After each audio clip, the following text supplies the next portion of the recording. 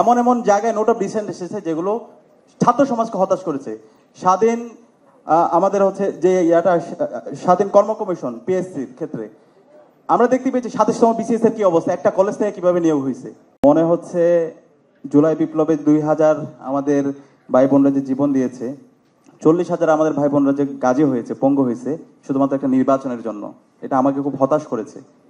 এই অন্তর্বর্তীকালীন সরকার রক্তের উপর এসেছে। আজকে যে আমরা আজাদি পেয়েছি শহীদদের রক্তের উপরে, সেখানে 3টা বিষয় ছিল। একটা হলো আমাদের গণহত্যার বিচার করা, এফএসিবাদী রাষ্ট্র কাঠামোকে ভেঙে চুরমার করে দেওয়া, নতুন রাজনীতি সংস্কৃতি বিনির্মাণ করা এবং একটা ফ্রি ফেয়ার ক্রেডিবল ইলেকশনের ব্যবস্থা করা। এগুলো যদি না করে আমরা যদি শুধুমাত্র নির্বাচন এবং নির্বাচনকে প্রায়োরিটি দিই, আলটিমেটলি আমরা আবার সেই ফেসিবাদের দিকে যাচ্ছি। নির্বাচন অবশ্যই দরকার, নির্বাচন নির্ধারিত সময় হবে এবং ঐক্যমত্য কমিশনের রিপোর্ট এসেছে, সেটা যদি আমরা সেটেল না করে সেই নির্বাচনের দিকে যাই তাহলে আমরা আবার প্রতারিত হব। আমরা বিগত সময়ে অনেক বেশি প্রতারিত হয়েছি। আমাদের ট্রাস্ট ডেফিসিট তৈরি হয়েছে রাজনীতিবিদদের প্রতি। সে আস্থার সংকটগুলো যদি আমরা এখন অ্যাড্রেস না করে সে আবার যদি নির্বাচনে যাই, আলটিমেটলি এই দেশের মানুষের মুক্তি আসবে না। আমরা দেখতে পেয়েছি, এটা আমাদেরকে অবাক করেছে এবং কষ্ট দিয়েছে। ঐক্যমত্য কমিশনের যে সুপারিশ এসেছে, এমন এমন জায়গায় নোট অফ ডিসেন্ট এসেছে যেগুলো ছাত্র সমাজকে হতাশ করেছে।